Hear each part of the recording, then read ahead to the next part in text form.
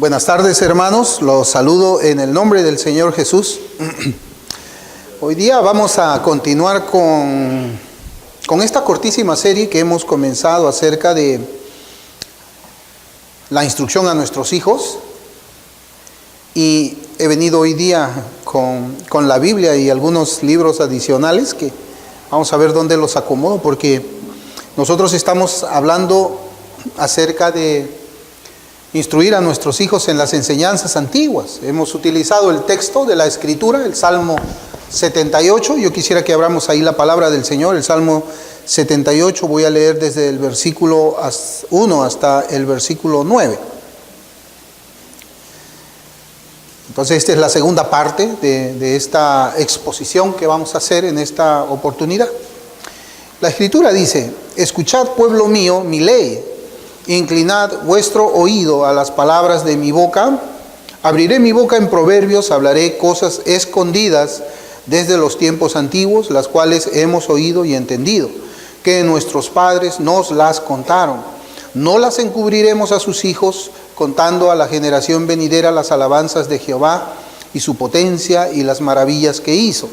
Él estableció testimonio en Jacob y puso ley en Israel, la cual mandó a nuestros padres que la notificasen a sus hijos, para que lo sepa la generación venidera y los hijos que nacerán y los que se levantarán lo cuenten a sus hijos, a fin de que pongan en Dios su confianza y no se olviden de las obras de Dios, que guarden sus mandamientos y no sean como sus padres, generación contumaz y rebelde, generación que no dispuso su corazón ni fue fiel para con Dios su espíritu.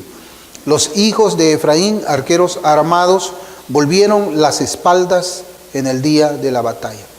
Ese ha sido, pues, hermanos, el texto que nosotros hemos abierto la semana pasada y también estamos abriendo hoy día para hablar acerca de la necesidad de la instrucción a nuestros hijos en aquella forma de doctrina antigua,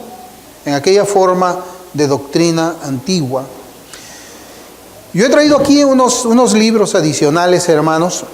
Uno de ellos habla acerca del progreso del peregrino, los temas y unas cosas más. También tengo aquí el Catecismo Menor de Westminster explicado, y tengo un libro de Spurgeon, Un príncipe olvidado. Y yo quisiera que me permitan leer una parte, hermanos, acerca de lo que es el progreso del peregrino, porque nuestra enseñanza básicamente la voy a centrar en algunos temas que está tocando el libro de John Bunyan, el libro que escribió Juan Bunyan, El progreso del peregrino, para ver ciertas doctrinas, cómo es que ha cambiado la teología moderna, lo que antes se creía dentro de la iglesia evangélica. Entonces, tal vez esta predicación deberíamos llamarla El progreso del peregrino versus la teología moderna. Yo no sé cuántos de nosotros hemos tenido la oportunidad de leer esta obra de El progreso del peregrino, pero en realidad es una excelente obra, hermanos. Y en este libro precisamente habla algunas cosas que yo quisiera compartirlas con ustedes, ¿no? Aquí, por ejemplo, voy a leer poquísimo nada más porque quiero centrarme en otro, pero esto nos va a ayudar a poder comprender cómo está la situación de la iglesia en nuestros días y por qué la necesidad de volver a esos escritos antiguos. La semana pasada estuvimos hablando acerca del primer de los puritanos, del Trivium, que bueno, no he podido traerlo, imprimí una parte, me la he olvidado, donde precisamente se habla acerca de que el cristiano debe rechazar el transformarse al mundo, como dice Romanos 12, 1 y 2, que no debemos amoldarnos a este mundo, y habla y desarrolla ahí las razones por las cuales un creyente no debe hacer y debe más bien de obedecer la Escritura en ese sentido. Por ejemplo, en este libro, que es un poco grande, está en inglés el libro, se hace aquí una pregunta: si es que el progreso del peregrino es válido para el tiempo presente. Entonces, acá el autor, que ha hecho un resumen de estas doctrinas, dice que en la Universidad de Columbia, en el año 1950, se clasificó al progreso del peregrino en el número 1, pero en el número 1 de los libros más aburridos del mundo. Y el número 6, adivinen cuál era, El Capital de Carlos Marx. Bueno, yo leí ese libro cuando tenía creo que 17 años, El Capital de Carlos Marx. Pero en la Universidad de Columbia, el libro más aburrido, el número 1, El Progreso del Peregrino, de John Bunyan. Sin embargo, hermanos, este libro, en los siglos XVII, XVIII y hasta el siglo XIX, era el libro número 1 de ventas, en tiraje. Hasta John Bunyan en algún momento quedó sorprendido de la forma como es que estaba siendo hasta traducido su libro y vendido en muchas partes lejos de donde él estaba allí, ¿no? Entonces, acá se hace una exhortación también y se dice aquí de que el cristianismo de nuestros días se encuentra en un declive total. Es lo que el autor está diciendo. Y al igual que nosotros, él cita Jeremías 6:16, donde dice: pregunten por las sendas antiguas, donde está el buen camino, y caminen en él, y ustedes encontrarán finalmente descansos para sus almas. Y es que él está reconociendo, el autor, de que existe algo malo en el cristianismo de hoy. Existe algo muy, muy malo. Y este autor tiene un trasfondo calvinista o reformado también, ¿no?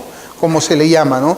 Él aquí llama a una necesidad desesperada para las iglesias cristianas a volver a la fe, a la cual fue una vez entregada a los santos. Judas 3. Ese es el llamado que también está haciendo, ¿no? Y él dice: vigorosamente contiende para que el progreso del peregrino sea el medio probado e ideal para alcanzar a la presente generación.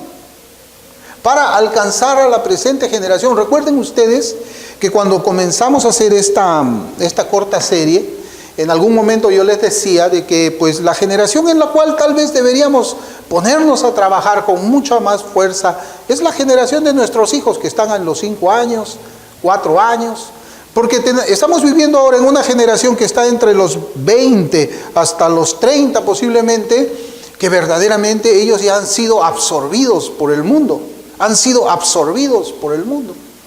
Y todo esto comenzó cuando a la iglesia comenzó pues precisamente a abrírsele la puerta al mundo, con las conferencias reformadas donde había rap, donde había baile, donde había luces psicodélicas, pero claro, también había pues la predicación de las doctrinas de la gracia o de las olas de la reforma. Pero todo eso ha contribuido a que comience un declive muy, muy, muy sin frenos, podríamos decir, en la iglesia actual. Luego, hermanos, también estuve leyendo lo que es el Catecismo Menor de Westminster. Esto es, por ejemplo, de la Iglesia Evangélica Presbiteriana y Reformada en el Perú. Es un comentario al Catecismo Menor, donde cuando uno comienza a leer este libro lo leíamos en mi casa, lo acabamos de leer, lo leíamos allá, lo leímos. La forma como es que son las preguntas y las respuestas y el comentario, hermano, esto confronta lo que mucho de la iglesia vive hoy. Lo confronta. Y también me he traído, hermanos, este libro de acá, Spurgeon, un príncipe olvidado, porque en una parte de este libro que yo también voy a citarles en la enseñanza, se nos trae cómo es que la edición Kelvendon de los sermones de Spurgeon simplemente lo habían recortado. Es decir, Spurgeon había predicado un sermón original, pero esta editora, Kelvendon, lo que había hecho es borrar ciertas partes para hacer a Spurgeon un poco más pasable en estos días. Y eso es, hermanos, lo que está ocurriendo hoy día, ¿no? Se está callando el mensaje de los profetas del pasado para que este cristianismo sea más apetecible al gusto de muchos quienes pueden haber hecho una profesión de fe verdadera, pero para muchos que han hecho una profesión de fe falsa. La semana pasada estuvimos meditando nosotros en el contenido de este salmo. Y a manera de resumen, yo quisiera recordar algunas de las afirmaciones que hicimos el domingo pasado. Dijimos que este salmo representa un viaje en el tiempo donde debemos mirar hacia la enseñanza y práctica antigua de la palabra de Dios para enseñarla a esta generación. Tenemos que volver al pasado, tenemos que volver, como yo les decía, ¿no? Tal vez al progreso del peregrino para enseñarle a nuestros pequeños, porque es un libro maravilloso, hermanos. Es un libro maravilloso. ¿Cómo es que este hombre, Spurgeon, decía que después de la Biblia, el progreso del peregrino era el libro? Para instruir a nuestros hijos en el camino del Señor, en el camino de la verdadera piedad. ¿No? Entonces era viajar en el tiempo tal vez y traer esa doctrina, traer esa enseñanza para que volvamos a caminar por la senda antigua. Porque es evidente que algo está caminando mal. Es evidente a nuestros ojos, es evidente a nuestros oídos y es evidente también de que yo pienso de que el Señor los ha abandonado para que continúen en ese camino de declive. Pero el Señor siempre se ha guardado un remanente, hermanos. Un remanente que se va a mantener en la doctrina antigua, en la forma de vivir la vida cristiana antigua, que no va a ceder a las presiones del mundo, del liberalismo y del pecado. Nosotros pues mencionamos, ¿cómo si la iglesia está así ahora, cómo estará de acá a 20 años?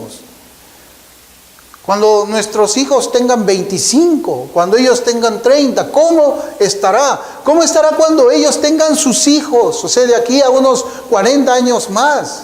¿Qué habrá dentro de esos locales? ¿Qué habrá en esas conferencias? ¿Qué cosa introducirán dentro de los santuarios? ¿Licor tal vez? ¿Cómo estará, hermanos, la situación de la iglesia? Y eso nos llevaría pues a nosotros tal vez, si es que nuestros hijos, nuestra descendencia es instruida en la senda antigua, a simplemente evitar llevar a nuestros hijos a la iglesia. Porque la iglesia evangélica se va a convertir en un lugar peligroso y es mejor tenerlos instruidos en nuestras casas. Y una de nuestras conclusiones fue que no todos los padres profesantes buscan pues la enseñanza antigua. Seamos honestos, no, y no lo van a hacer. No lo van a hacer. Pues ellos responderán delante de Dios la forma como es que están criando a sus hijos. Pero estoy seguro que no lo van a hacer. Porque todos estos materiales, que son pocos que yo he traído, simplemente terminan condenando la forma como es que ellos viven su cristianismo en nuestros días. Condenan las enseñanzas que los pastores están haciendo desde el púlpito. Hermanos, hay un cisma, hay una abertura tremenda, como de aquí desde Perú hasta Japón, entre lo que es la enseñanza antigua y lo que es la enseñanza moderna. Eso no podemos negarlos nosotros. Por eso es que nosotros vimos de que ellos no van a usar el primer puritano para enseñar a sus hijos. Tampoco el trivio. Y tampoco van a enseñar el progreso del peregrino a sus hijos. Salvo que como esta editora pues tenga que cambiar las palabras para hacerlas más apetecibles a una iglesia que está más sedienta del mundo y del liberalismo que en años atrás. Y finalmente pues para esta introducción concluimos que para que los padres enseñen a sus hijos las sendas antiguas de la fe cristiana, para que ellos hagan eso, primero tienen que cambiar ellos sus caminos. Tienen que cambiar ellos sus caminos. Porque no es posible que si nosotros estamos viviendo o practicando de una forma distinta el cristianismo, teniendo ese estilo de vida, enseñemos a nuestros hijos. Teniendo ese estilo de vida, enseñemos a nuestros hijos. Yo recuerdo mucho, hermanos, y esto sirve para que nosotros podamos darnos cuenta del conflicto que hay cuando un padre quiere enseñar a su hijo lo que no practica. Yo recuerdo mucho que en cierta oportunidad, y no sé si se los dije la semana pasada, pero creo que sí se los he dicho fuera del púlpito, yo comencé a fumar como a la edad de los 16 años. Yo fumaba mis cigarritos porque todo el mundo en mi casa fumaba. Fumaba mi abuelo, fumaba mi papá, mi mamá no fumaba, mi abuela no fumaba, pero todos los varones fumaban. Y yo fumaba. Y yo me acuerdo que una vez mi papá me sintió el olor del tabaco en mi ropa y en mi mano. Y con su mano que olía a tabaco, él me disciplinó. Y yo decía, pero ¿cómo me puede disciplinar él? ¿Cómo me puede decir que yo no fume cuando él fuma? ¿Cómo podemos decirle nosotros a nuestros hijos que caminen en rectitud cuando nosotros no andamos en rectitud? ¿Cómo podemos decirle a nuestros hijos que practiquen la justicia cuando nosotros no practicamos la justicia? ¿Cómo podemos decirle a nuestros hijos que respeten a Dios cuando nosotros no respetamos a Dios? Eso crea un conflicto, porque eso en mí cuando era un muchacho creó un conflicto a mí, y por fin yo descubrí lo que significaba la palabra hipocresía allí. O sea, wow, él fuma, dice que es malo fumar, pero él fuma. ¿Por qué yo no puedo si él vive así? Hermanos, Es importante nuestro testimonio para con nuestros hijos.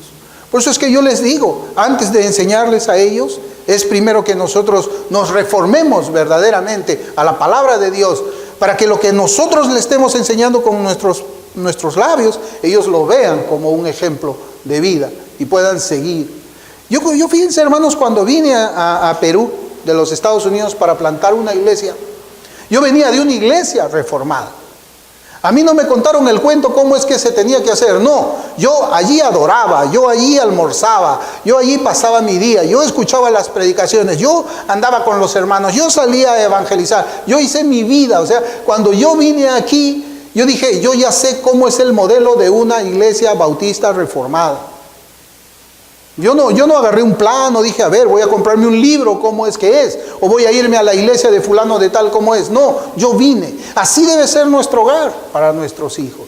Nuestros hijos deben de conocer qué cosa es el cristianismo por la forma como es que nosotros estamos viviendo, por la forma como es que nosotros llevamos la piedad de vida también.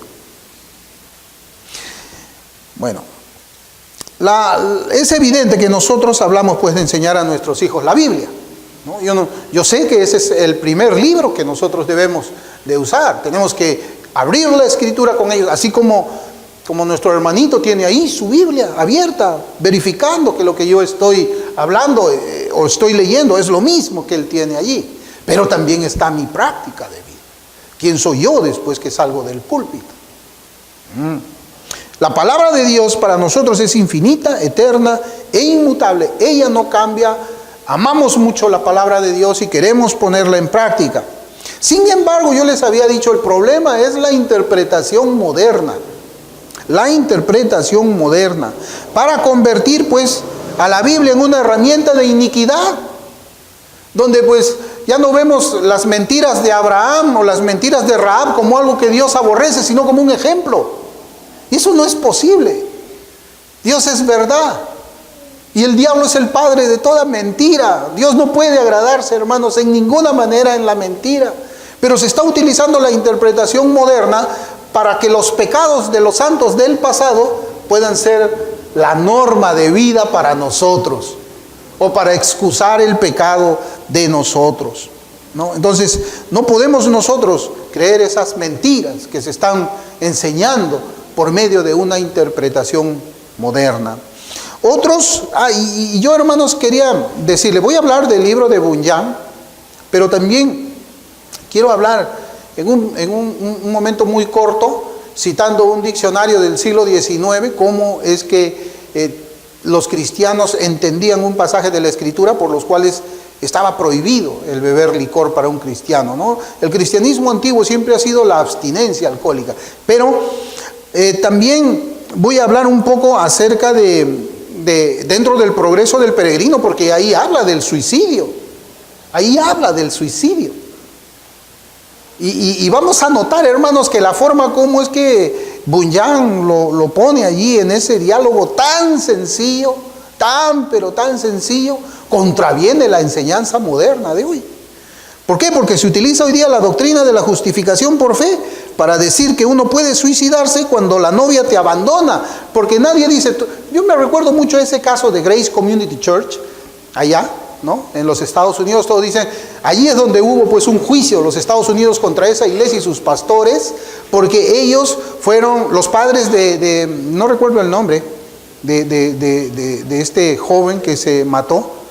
Dicen, bueno, él recibió el consejo de que si él era cristiano y se suicidaba, él iba al cielo. Pero nunca hicieron público las razones por las cuales este muchacho se suicidó. Kenneth, no me acuerdo cómo se llama, pero Kenneth era su nombre. ¿Saben por qué este muchacho se suicidó? Porque la novia lo había abandonado. Y como la novia lo había abandonado y no quería retomar la relación, este chico fue donde sus pastores, deprimido, hizo la consulta que él no quería seguir viviendo y preguntó, bueno, ¿y si alguien se quita la vida porque lo abandona? Si eres cristiano te vas al cielo. Fue a su casa, agarró una escopeta, se la puso en la boca y se quitó la vida. Se quitó la vida, ¿no? Y ahora nosotros encontramos de que alguien te dice, si se cae este techo, pues todos. Pero ¿cuál es la diferencia entre agarrar una escopeta y que se caiga este techo ahora? ¿Cuál es la diferencia? No hay diferencia. ¿O sí hay diferencia? Quitarte la vida con tu propia mano o que por la providencia de Dios se caiga este techo, ¿no hay una diferencia? Pues la hay, y si no la vemos estamos mal. El mundo diría, es una casualidad que se caiga este techo. Pero lo que hizo él fue a propósito, con su propia mano. Hay diferencia. Hay diferencia. El problema, como yo le digo, hermanos, es la interpretación moderna que se le da a la Biblia, que la han convertido en una herramienta para la mundanalidad, la impureza de vida, el liberalismo. ¿Usted permitiría que su hijo sea aconsejado por un pastor que le diga, no, sí, te puedes suicidar y vas al cielo? ¿Usted dejaría a su hijo en las manos de ese ministro? Sea honesto. El que no tiene hijos por causa de la idolatría del pastor famoso diría que sí, pero el que los tiene, el que los ha cargado, el que le ha cuidado a su hijo cuando ha estado con fiebre, el que le ha alimentado, el que ha jugado con él, nunca lo dejaría en manos de un pastor que le pueda enseñar de esa manera. Seamos honestos. Ahora los evangélicos bíblicos viven mucho peor que los incrédulos, moralistas y conservadores, bajo la promesa falsa que estos profesantes reformados irán al cielo al final de sus días aquí en la tierra. Pero a ellos hay que recordarles el versículo que dice, seguid la paz con todos y la santidad, sin la cual nadie verá al Señor. Y hay una santidad nueva, hoy día hay una santidad nueva. Hay una santidad donde puedes irte al concierto del salsero con tu cigarro en la mano, tu lata de cerveza y bailando los ritmos del mundo. Esa es la santidad moderna. Y cuando uno enseña de que esa no es la vida de un cristiano, pues ya te imaginas qué cosa es lo que pasa. Para nuestra meditación yo quisiera hacer precisamente eso. Una comparación entre la interpretación antigua versus la interpretación nueva. La interpretación antigua versus la interpretación nueva. No deberíamos hablar así porque la escritura es inmutable, no cambia. Su significado, sus principios son los mismos siempre, no cambia. Pero existe un cristianismo distinto. Y tenemos que responder, ¿y por qué el cristianismo es distinto si la palabra no cambia? Por la interpretación. Hay una interpretación que es moderna. Y para esto yo, como les decía, voy a compartir el pensamiento de cristianos del pasado, los cuales han quedado pues plasmados en sus obras. Hermanos, háganle leer a sus hijos El progreso del peregrino. Ahí en Chapel Library existe un libro y además está el libro para los niños y además está unas hojas de trabajo. Creo que son como, entre uno y otro son como 80 páginas, yo lo tengo ahí impreso en mi casa. Y cada vez que usted lee el capítulo va al libro y ahí está para llenar los espacios en blanco. Instruya así a su hijo. Y va a aprender más de la Biblia, porque ahí están los pasajes de la Biblia, y lo va a estar llevando usted por esa senda antigua. Y su hijo, cuando el Señor le salve, va a ser un cristiano distinto a los cristianos, al resto de cristianos de su tiempo. Yo por eso les voy a compartir el pensamiento de los cristianos del pasado, ¿no? Yo quisiera hablar, como les digo al principio, ¿no? de esto del consumo de las bebidas alcohólicas. Hermano, esto se está poniendo bien fuerte, bien fuerte. Ahora, antes pues, precisamente mientras yo estaba tomando nota de esto, otra vez entré a la internet para ver cuáles son las noticias de esto, porque hace tiempo yo no quería meterme a esto. Y por lo general, yo no busco artículos en español, yo los busco en inglés. ¿Y sabe por qué lo busco en inglés? Porque todo lo que hacen allá en el norte, donde están los famosos, lo copian aquí en Perú. Lo copian en Colombia, lo copian en Chile, lo copian en toda Latinoamérica. Todo lo que hacen ellos es santa palabra, ¿no? Entonces, ¿dónde es que busco yo? En el origen, en la fuente. Porque lo que pasa aquí en Perú es, hermanos, y está creciendo. Está creciendo en la iglesia reformada. Ya parece que fuese una ola incontenible acerca del consumo permitido para los cristianos evangélicos. Miren, en Primera de Pedro, capítulo 4, versículo 3, solamente quiero hablar de este pasaje y voy a leer la versión Reina Valera de 1862. Yo voy a ir un poquito rápido porque realmente quiero terminar en unos 55 minutos, este sermón, si es que el Señor nos ayuda. 1 Pedro 4:3 dice, porque nos debe bastar que el tiempo pasado de nuestra vida hayamos hecho la voluntad de los gentiles, cuando conversábamos en lujurias, en concupiscencias, en embriagueces, en glotonerías, en beberes, dice. En beberes. Mire cómo hace una diferencia de embriaguez con beberes. O sea, beber es una cosa, embriagarse es otra, ¿no? Ahí está la diferencia. Y en abominables idolatrías. Mire cómo hace la diferencia de embriagarse y beber. Ahí está, ¿no? Otros lo han traducido como parranda. Estás bebiendo sin embriagarte. Mire, Simon Kistemaker comenta sobre la palabra traducida como disipación en Reina Valera 60, que es beberes, a la cual también se traduce como parranda en otras versiones, como la Biblia al Día, Palabra de Dios para Todos, y la Nueva Versión Internacional. Él dice, parrandas. La palabra griega que traducimos parrandas o beberes o disipación significa una fiesta en que se bebe no necesariamente en exceso, pero dando oportunidad al exceso. Se bebe no necesariamente para el exceso, pero se abre una puerta, una oportunidad para el exceso. ¿Quién escribió eso? ¿Quién escribió esa definición? Porque esta es la cita de un diccionario bíblico de griego. ¿Quién lo escribió? Lo escribió Richard Chevenix Trench. Él lo escribió. ¿Dónde lo escribió? En su diccionario de sinónimos del Nuevo Testamento. ¿Cuándo lo escribió? En el año 1858. O sea, en el año 1858, cuando alguien hacía un estudio de este versículo, ¿cuál tenía que ser la conclusión? ¿De que el cristiano puede beber socialmente? No, porque el diccionario estaba diciendo de que no podía haber una ocasión o dar la ocasión para beber licor. Eso es lo que se escribió en el año 1858. Hoy día, ¿cómo es la interpretación? La enseñanza moderna es opuesta a la antigua. Y tanto así, hermanos, que el padre de un hermano en la fe, quien no es creyente, le dijo a su hijo que en todos sus años nunca había escuchado antes de un evangélico que beba bebidas alcohólicas, ni siquiera de manera social. Las cosas están cambiando. Las cosas están cambiando. Ahora yo pregunto, ¿podríamos leerles a nuestros hijos, ya para pasar a otro tema, la obra cumbre de John Bunyan, El progreso del peregrino? ¿Podemos leerle ese libro a nuestros hijos? Yo pienso que muchos padres de la hoy teología ancha y moderna, porque así se llama, teología ancha y moderna, lo pueden hacer, pero alterando su significado. Alterando su significado. Y esto, hermanos, no es nuevo. Esto de alterar el significado, de quitar las partes que no gusta del sermón, no es nuevo. En ese libro que yo les he traído, Spurgeon, un príncipe olvidado, Ian Murray lo escribió. En su apéndice 1 nos trae un ejemplo de la mutilación, porque mutilaron, la mutilación de los sermones originales del pastor Spurgeon, de un sermón titulado La bienaventuranza del verdadero cristiano. Hermanos, ¿por qué hay que quitar de ese sermón algunos párrafos cuando se habla de la bienaventuranza de un cristiano verdadero? ¿O usted cree que Spurgeon lo predicó mal? ¿Usted cree que la teología de Spurgeon estaba equivocada? No, porque en la biblioteca del Tabernáculo Metropolitano ese sermón está completo. Pero en esta edición está sesgado.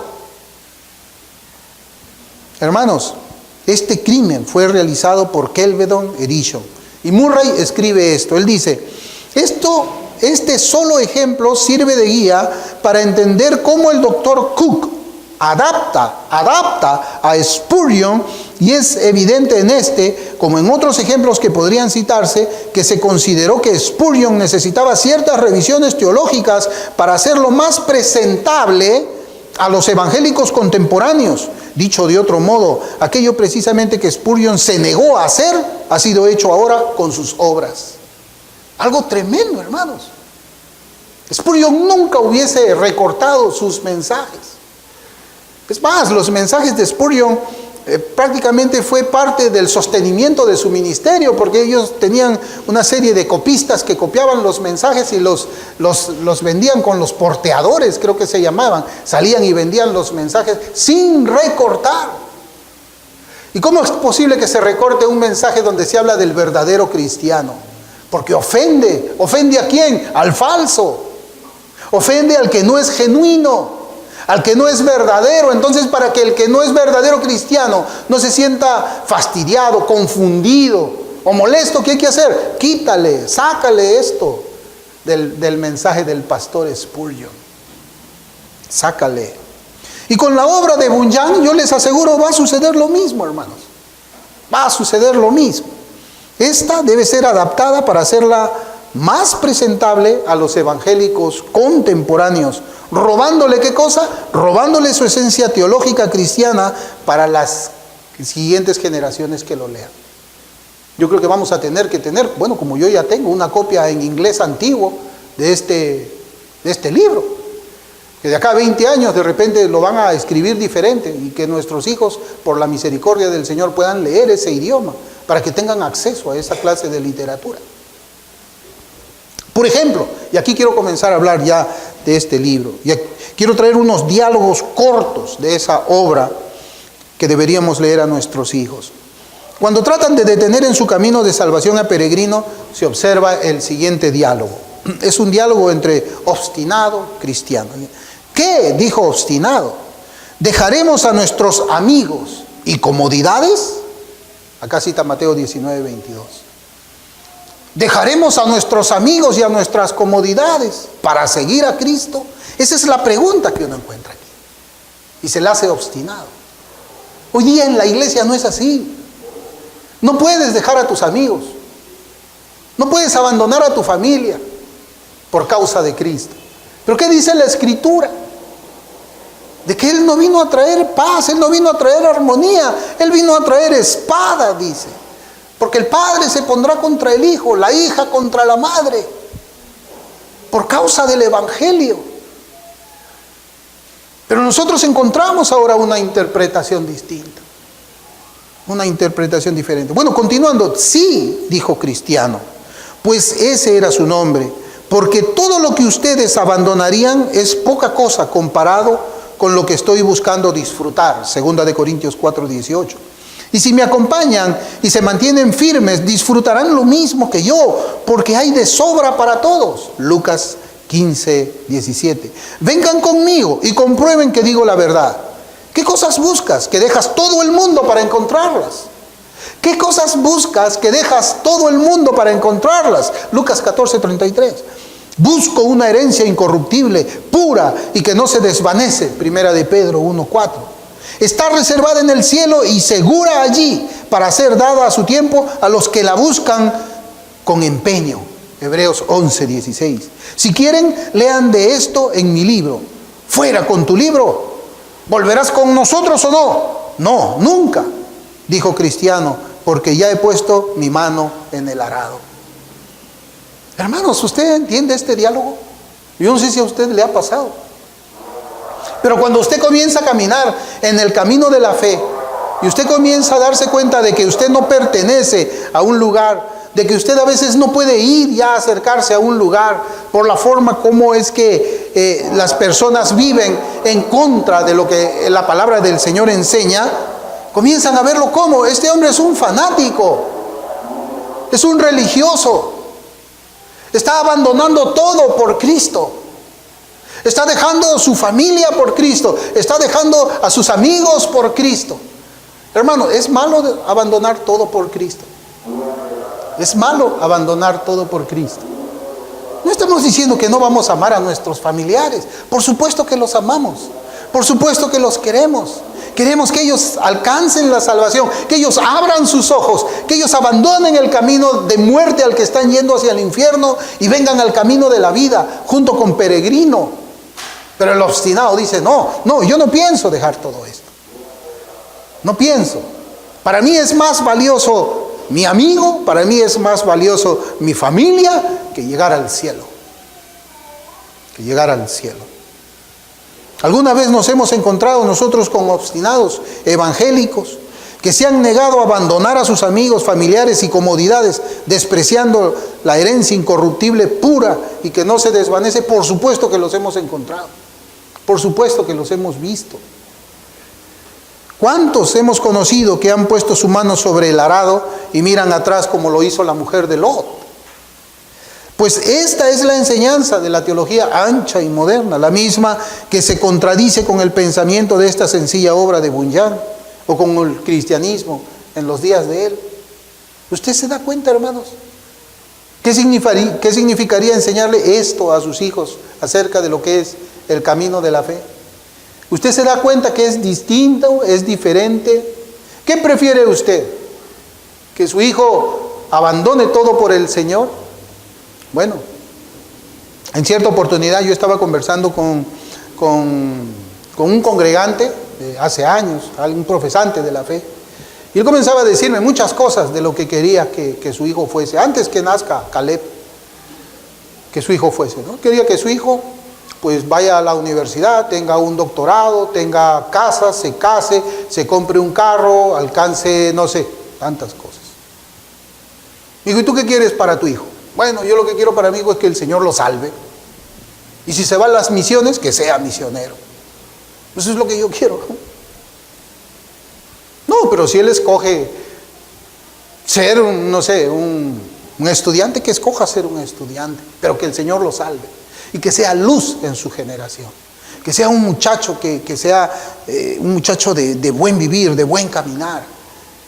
Que él enseñe la palabra del Señor, que su vida sea un adorno para el Evangelio. Eso es lo que yo quiero, más que muchas cosas. Por eso mi pensamiento es bastante simple: que el Señor lo salve y que sirva al Señor, ¿no? Yo quiero traerles otro diálogo, y este diálogo es ahora con saber mundano. O sea, ¿cómo le llaman? Sí, pues el saber mundano está en español, ¿no? Y el diálogo dice así: ¿quién te mandó seguir en este camino para librarte de tu carga? Pregunta el señor saber mundano, ¿no? O sea, la carga de peregrino era una mochilota grandota, era la carga de sus pecados, que él quería llegar hasta la ciudad donde estaba el Señor y poner su carga ahí, la salvación. Esa era la carga, ¿no? Sus pecados. Le dice, ¿quién te mandó seguir en este camino para librarte de tu carga o de tus pecados? Pregunta el señor saber mundano.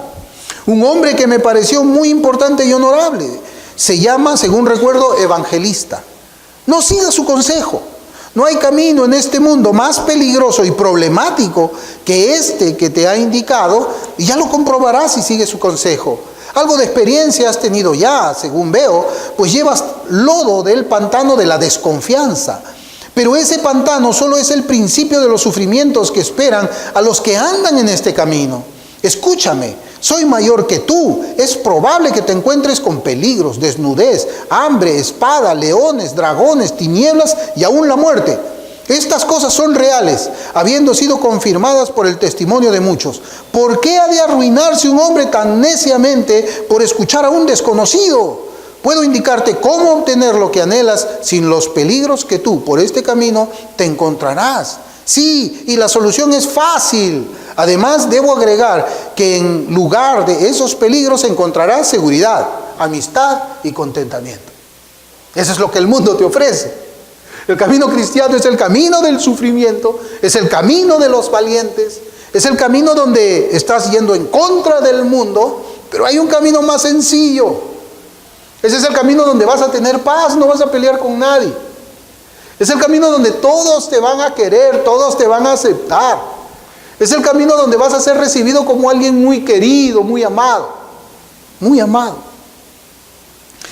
¿Cuál fue la respuesta de Evangelista al consejo del señor saber mundano? ¿Cuál fue? Detente un poco, escucha las palabras de Dios, dijo Evangelista. Mas el justo vivirá por fe, y si retrocediere, no agradará mi alma. Hebreos 10:38. Y si retrocediere. Porque este saber mundano lo que quería era decirle, oye, el camino cristiano es un camino con una cruz. Pero hay acá un camino sin cruz. Hay un camino más fácil. Se llama ¿cómo? El camino ancho. Ese es el camino. Este es el camino angosto. Acá tienes que llevar una cruz, tienes que llevar sufrimiento, vas a ser vituperado, se van a burlar de ti en la universidad. ¿Tú quieres eso para ti? ¿Tú quieres eso? Puedes tener todo lo mismo que te ofrece este camino siguiendo tú el mundo. El mundo. Hermanos, nosotros dijimos, cambiar el carácter, quitando la carga moral de la religión, es la enseñanza de muchos púlpitos en la actualidad. Quienes, al igual que el señor Saber Mundano, promueven una forma de cristianismo, miren, una forma de cristianismo sin el yugo fácil y la carga ligera de la obediencia a los preceptos bíblicos. No tienes que obedecer. No. Eso de obedecer al Señor, olvídate. Puedes ser cristiano y puedes llegar al cielo así. No tienes que separarte de tu familia. Disfruta con ellos. No importa en la clase de reunión, hasta en reuniones donde hay consumo de licor, donde hay groserías, anda con ellos. No tienes que abandonar tu vida anterior. Con esa misma vida puedes llegar al cielo. Otro pasaje que nosotros encontramos, hermanos, está en la feria de la vanidad. Eso sí creo que lo hemos escuchado, lo que hemos leído, El progreso del peregrino. Y es realmente la feria de la vanidad una buena descripción de la clase del cristianismo que se promueve en nuestros días. Comienzo la cita. Estos peregrinos, como he dicho, tuvieron que pasar por esta feria. Pero cuando entraron a la feria hubo una conmoción a causa de ellos, porque los peregrinos vestían ropas muy diferentes a las que usaban en esa feria, y su lenguaje les era extraño, pues por supuesto hablaban el idioma de Sión. Pero los que atendían la feria eran hombres de este mundo, por lo que de un extremo al otro de la feria se veían unos a los otros como bárbaros. 1 Corintios 2, del 7 al 8. Pero lo que no les causó nada de gracia a los mercaderes era que a estos peregrinos no les interesaban sus mercancías, ni siquiera las miraban. Cuando los llamaban para que compraran algo, se tapaban los oídos y exclamaban: aparta mis ojos que no vean la vanidad. Y miraban hacia lo alto, dando a entender que sus negocios estaban en el cielo. Hermanos, ¿por qué causaron conmoción los peregrinos cuando entraron a la feria de la vanidad? Su manera de vestirse. ¿Se acuerdan ustedes cuando yo les decía que tenía como 8 años y mi mamá dijo: ahí están esos protestantes? Y yo salí a mirar quiénes son, vestidos de una manera distinta, cómo estaba vestido yo y cómo se vestía mis padres. Mis padres se ponían trajes solamente cuando se casaba alguien o cuando se moría alguien. Pero esos hombres estaban vestidos bien, esos evangélicos. Y también se espantaban acá por la forma como es que ellos hablaban. Hoy día tenemos cristianos, hermanos, que hablan hasta las groserías que los mundanos hablan en sus propios trabajos. Y el Espíritu Santo no les causa a ellos nada, ni siquiera su conciencia les remuerde. Pero es que ese es el carácter cristiano. Ese es el carácter. Recuerden ustedes, yo les había hablado de esta hermana. A mí esa hermana, cuando trabajaba antes, nunca me hizo ningún daño, era amable conmigo. Lo que me molestaba era, ¿qué cosa? Ver sus versículos bíblicos ahí. Lo que me molestaba es que no era igual que todas las chicas que trabajaban allí. Era diferente, era distinta. Y por lo que era distinta, se vestía distinta, hablaba distinto, a mí no me gustaba. Era como dice acá, yo parecía un bárbaro, yo parecía un primitivo, yo parecía un pagano al lado de ella. Eso es lo que hace un cristiano. No necesitas hablar mucho, hablar lo suficiente. Pero hoy día, hermanos, ¿qué? ¿Es así? ¿Hoy día enseñan así? ¿Hoy día hay una corrección en la manera cómo es que tenemos que hablar? Se nos dice: oye, en tu boca tiene que hablar el lenguaje de Sión. ¿Cuál es el lenguaje de Sión? ¿De dónde la palabra de Dios sale de Sión? Aquí está. Ese es el lenguaje de un cristiano. Hoy día, no, es muy bíblico. Ya, tú eres un fanático, todo lo ves Cristo, todo lo ves Cristo. Para ya, háblame del fútbol, háblame del clásico, no sé. Una guía de estudio de este libro de Bunyan, que es la que yo les estaba diciendo, comenta de esta manera y dice: la feria de la vanidad representa los caminos del mundo secular y todas sus atracciones. Mientras vivimos en esta tierra, estamos rodeados de la feria de vanidad. Debemos guardar nuestros corazones y nuestras mentes para no caer en sus tentaciones. El diablo quiere enceguecernos con los placeres del mundo, a fin de que no seamos nada diferentes del mundo y seamos nulos en nuestro camino y testimonio cristiano. Sí. Es tremendo. Hermanos, nosotros no somos del mundo, estamos en el mundo, pero no somos del mundo. Nuestra manera de hablar es diferente. Cristo habita en nosotros. Estamos unidos al Señor. Así dice la Escritura. Y si eso es verdad, ¿cómo yo puedo hablar un lenguaje distinto a quien estoy unido? ¿Entendemos lo que es una unidad? Yo no sé cómo comparárselo, porque esa doctrina es algo muy profunda y que va más allá de nuestras capacidades, pero estamos unidos a Él. Estamos unidos a Cristo.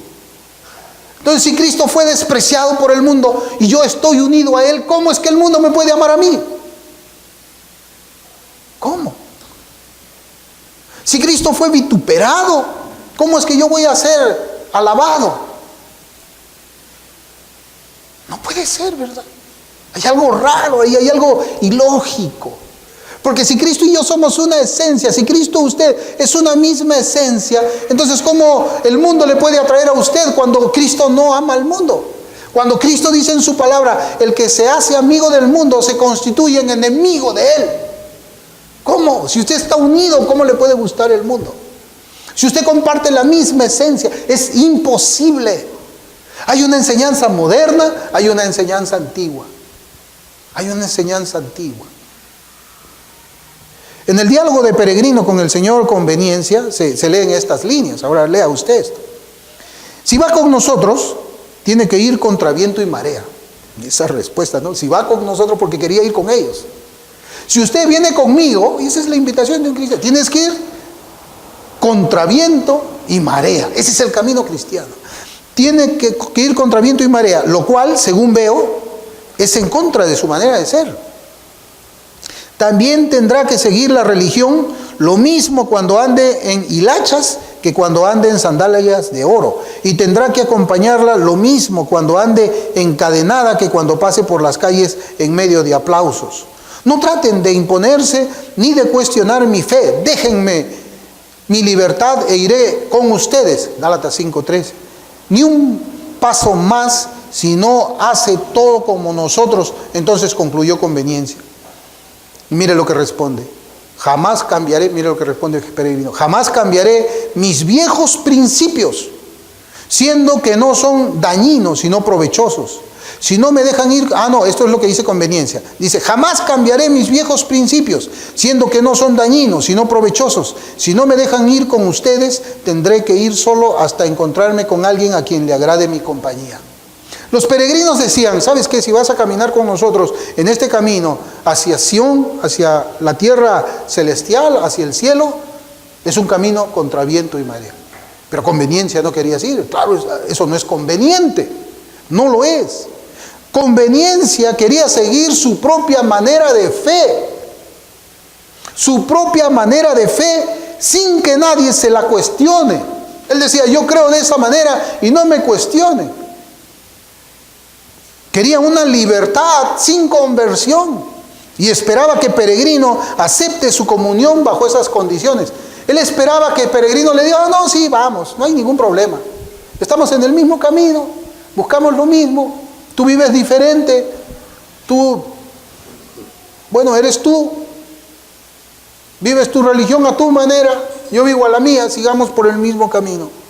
Pero saben, hermanos, Peregrino no aceptó. Él no aceptó caminar junto con él en ese camino. Y yo veo cuánto escándalo hoy cuando un creyente practica la separación primaria y secundaria. Esta parte te enseña acerca de la separación primaria y secundaria. Y hoy día es un escándalo. Por eso es que yo les digo, esto no lo van a enseñar a sus hijos los de la teología moderna y ancha de hoy. Aquí habla de separación bíblica en primer y en segundo grado. Ellos esperan que la iglesia mantenga comunión con los apóstatas y los traidores de la fe y también con los que se juntan con ellos. Así es.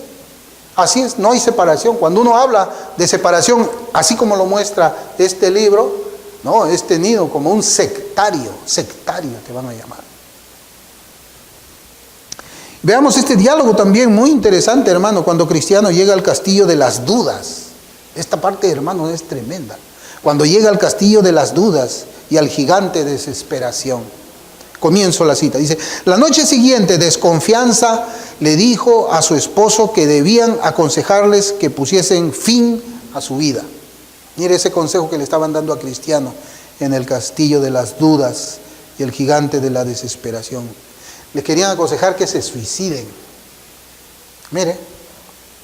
Cuando amaneció, pues, fue a donde ellos estaban con el modo contrariado de antes y les dijo que ya que jamás saldrían de ese lugar, más les valdría suicidarse. Fuera con cuchillo, con reata, que es una cuerda, o con veneno. Ese es el consejo. Está en la desesperación el cristiano. ¿Y qué es lo que dice aquí? ¿Cuál era el consejo para el cristiano? Suicídate. Claro, si esto va a la iglesia de allá de Estados Unidos, no, sí, te suicidas y vas al cielo. Eso le van a decir. ¿Estás en la desesperación? No, te suicidas. Sí, vas al cielo y seguramente te firman un certificado, así como Tetzel firmaba esos certificados en la época de Martín Lutero. Ahora mire cómo continúa el diálogo. Dice, hermano, dijo Cristiano, ¿qué haremos? Esta vida es puro sufrimiento. Por mi parte, no sé si es mejor seguir así o morir de una vez. Mi alma prefiere la estrangulación a vivir de esta manera. Job 7:15. Y el sepulcro preferible a este calabozo. ¿Seguiremos el consejo del gigante? O sea, está diciendo, ¿nos vamos a matar? Esperanza tuvo palabras de aliento para Cristiano. Qué valiente has sido. Tengamos un poco más de paciencia. Es cierto que nuestro estado actual es horrible. Y para mí la muerte sería mucho más preferible que vivir así. Pero consideremos que el Señor del país a donde nos dirigimos ha dicho, no matarás. Y si eso es así con respecto a otros, mucho menos podemos seguir el consejo de matarnos a nosotros mismos. Además, hermano, hablamos del descanso en el sepulcro, pero ¿has olvidado a dónde van los que matan? Porque ningún homicida tiene vida eterna. 1 Juan 3:15. Con estas palabras, Esperanza logró calmar a su hermano y siguieron juntos aquel día en la oscuridad, en su triste y lastimosa condición. Hermano, ¿va a venir desesperanza a tu vida? Va a venir. Todo creyente tiene desesperanza. Todo creyente tiene bajones, pero la fe nunca se te va a quitar. Yo también he pasado, hermanos, tiempos difíciles. Y cuando me he sentido así triste, muy profundamente triste, ¿saben cómo es que yo aprendí a superar esos estados? Cantando salmos, cantando himnos, hermanos. Uno sale de ese estado de desesperación. Así como Silas y Pablo cantaban himnos en esa cárcel de Filipos. Nosotros muchas veces somos puestos en cárceles, no voy a decir cárceles espirituales, sino, como dice el Salmo 23, estamos pasando por el valle de sombra de muerte. Pero no temeré porque tu vara y tu cayado está conmigo. Estamos en la desesperación, pero Cristo está con nosotros. Estamos en medio de la tormenta, como estaban los apóstoles, pero Cristo está mirándonos. Cristo está en la misma barca. Un cristiano no puede suicidarse, porque la fe no es intermitente. La fe es un don de Dios que es irrenunciable. Ahora leerán esto y yo me ponía a pensar. Estos de la teología ancha y moderna leerán esto a sus hijos. Cuando en los círculos reformados se dice que el cristiano que se suicida va al cielo, ¿usted cree que un reformado moderno le va a leer esta parte de Bunyan a sus hijos? No, su hijo le va a decir, pero papá, entonces tú ¿por qué enseñas que sí? Este libro dice que no, pero tú dices que sí. ¿De qué va a hacer? Cortarán la página, no lo sé. Pero esa es la teología antigua, hermanos. Miren, Louis Berkhoff, en su capítulo de la doctrina de la soteriología en general, hablando del orden de la salvación, escribe en las páginas 497 y 498 lo siguiente. Él dice, Bavinck distingue 3 grupos en las bendiciones de la salvación. El tercer grupo presenta al hombre para su herencia eterna, lo libra de los sufrimientos y de la muerte y lo ponen en posesión de la salvación eterna mediante la preservación, la perseverancia y la glorificación. Este grupo de bendiciones fluye hacia nosotros mediante la obra del Espíritu Santo que nos preserva, nos guía y nos sella como la prenda de nuestra completa redención. Nos libra en cuerpo y alma del dominio de la miseria de la muerte. Eso es lo que hace el Espíritu Santo. Eso es lo que enseña la teología antigua. Por eso es que yo siempre cuando han hablado de este tema, yo he ido, no, yo tengo que ir a la doctrina de la fe y a la doctrina de la perseverancia de los santos. No, van a la justificación. Ya fuiste justificado, no pasa nada. Y eso no es así.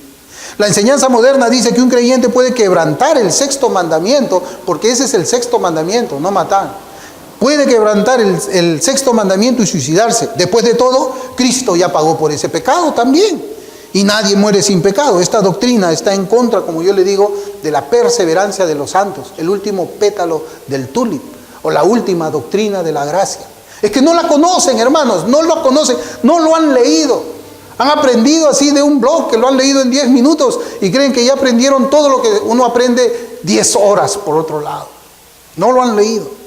Yo quisiera citar de ese catecismo menor que les he enseñado, que fue escrito, ¿saben qué año? 1646 y 1647, comentado por la Iglesia Presbiteriana Evangélica de aquí de Perú. Él dice, pregunta 69, ¿qué prohíbe el sexto mandamiento? ¿Qué prohíbe el sexto mandamiento?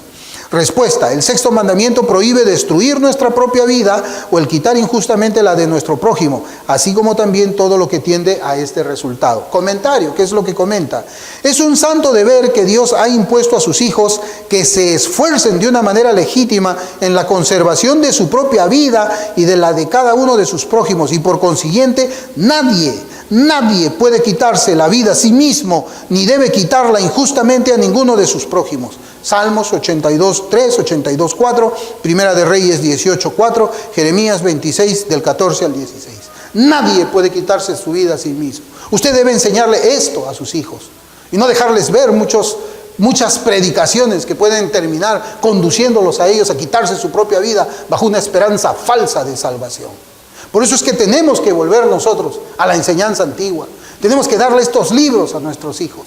Y no permitirles nunca que vayan a esas iglesias donde enseñan todas estas clases de perversiones. Aconsejarles hasta que la edad de ellos nos permita aconsejarles.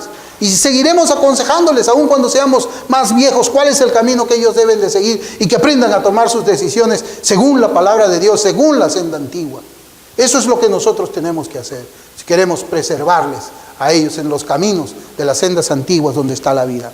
Y para terminar, yo quisiera que veamos el diálogo final de la sección titulada Relación, no religión. Porque hoy día se habla de eso, ¿no? El cristianismo es una relación, no es religión, dice, ¿no? O sea, siempre nosotros nos vamos a... Pero a mí, hermanos, me sorprende cómo es que este libro hasta parece profético, ¿no? Como que parece como una segunda inspiración, porque prevén las cosas. Esto ha sido escrito pues hace varios siglos, como 4 siglos atrás, pero prevé muchas cosas que pasan hoy día en la iglesia, como una profecía, ¿no? Y hoy día pues por eso escuchamos, ¿no? Que dicen, no, el Cristo es una relación, no es una religión. ¿Por qué? Porque quieren quitarle pues la religión.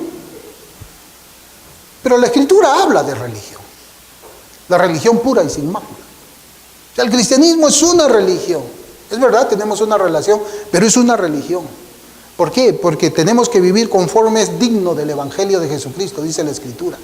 Y cuando dice que tenemos que vivir conforme es digno del Evangelio de Cristo, nos habla de un código de conducta en el Evangelio. Y eso es una religión. Si me amáis, guardad ¿qué? ¿No hay nada que guardar o hay algo que guardar? Mis mandamientos, religión. Mire este diálogo, dice, y comienzo. Por cierto, su palabra dice, y sus ojos se han cerrado para que no vean con los ojos. Hechos 28:27. ¿Te parece que no han tenido en ningún momento una convicción de pecado y ningún temor de lo peligroso que es su condición? Pienso que quizás sí, pero por ser ignorantes no comprenden que esas convicciones son para su propio bien. Por lo tanto, procuran desesperadamente reprimirlas. y siguen presumiendo que andan bien en el camino de su propio corazón. Proverbios 14:12, 21:2, Judas 21:25. Esperanza coincidió. Yo digo que el temor tiende a ser bueno para el hombre. Lo prepara para emprender el peregrinaje. El temor de Jehová, corrigió Cristiano, es el principio de la sabiduría. Job 28:28, Salmo 111:10, Proverbios 1:7, 9 y 10. El temor correcto causado por las convicciones que impulsan al corazón a aferrarse a Cristo para salvación, comienza y sigue generando una gran reverencia hacia Dios, su palabra y sus caminos. Reverencia a Dios, a su palabra y al camino cristiano. Hermanos, acá se nos habla de tomar en serio la profesión de fe que nosotros tenemos. Este libro, hermano, es una joya. Es una joya, créame. Léaselo a sus hijos desde que ahora son pequeños. Instrúyales con esa guía de ayuda. Es una guía de maestro, o sea, usted puede enseñarle a él y le está poniendo ahí los cimientos para que cuando ellos sean más grandes y puedan ir a una de esas iglesias liberales, ellos, hermanos, simplemente digan, no, esto no está bien. Pueden escucharlo, pero no lo van a recibir.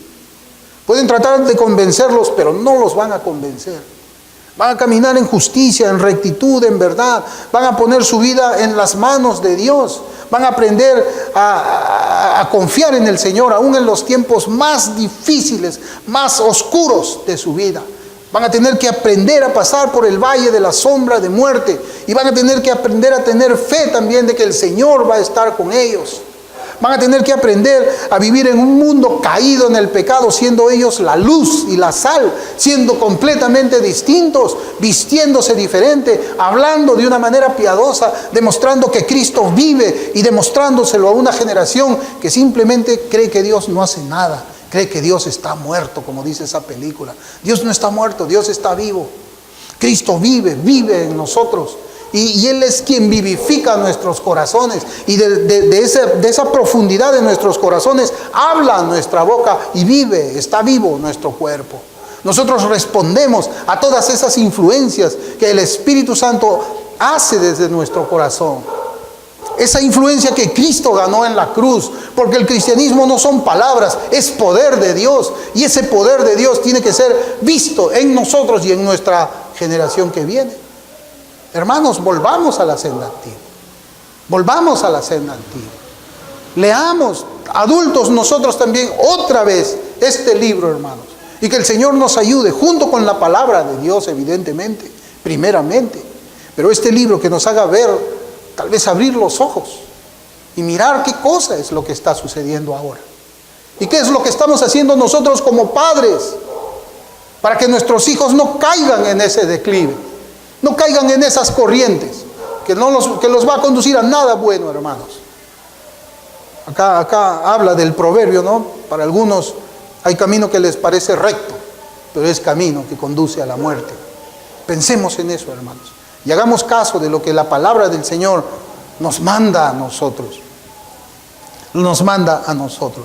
Voy a leer este salmo ya para terminar, porque la próxima semana yo quiero predicar el versículo 9. Salmo 78, voy a leer desde el versículo 1 hasta el versículo 9. Escucha, pueblo mío, mi ley. Inclina vuestro oído a las palabras de mi boca. Abriré mi boca en proverbios. Hablaré cosas escondidas desde tiempos antiguos, las cuales hemos oído y entendido que nuestros padres no las contaron. No las encubriremos a sus hijos, contando a la generación venidera las alabanzas de Jehová y su potencia y las maravillas que hizo. Él estableció testimonio en Jacob y puso ley en Israel, la cual mandó a nuestros padres que la notificasen a sus hijos, para que lo sepa la generación venidera y los hijos que nacerán y los que se levantarán lo cuenten a sus hijos, a fin de que pongan en Dios su confianza y no se olviden de las obras de Dios, que guarden sus mandamientos y no sean como sus padres, generación contumaz y rebelde, generación que no dispuso su corazón ni fue fiel para con Dios su espíritu. Los hijos de Efraín, arqueros armados, volvieron las espaldas el día de la batalla. Nosotros no volveremos las espaldas. Nosotros estamos en el día de la batalla y el próximo domingo, con la ayuda del Señor, vamos a ver ese versículo. Vamos a orar.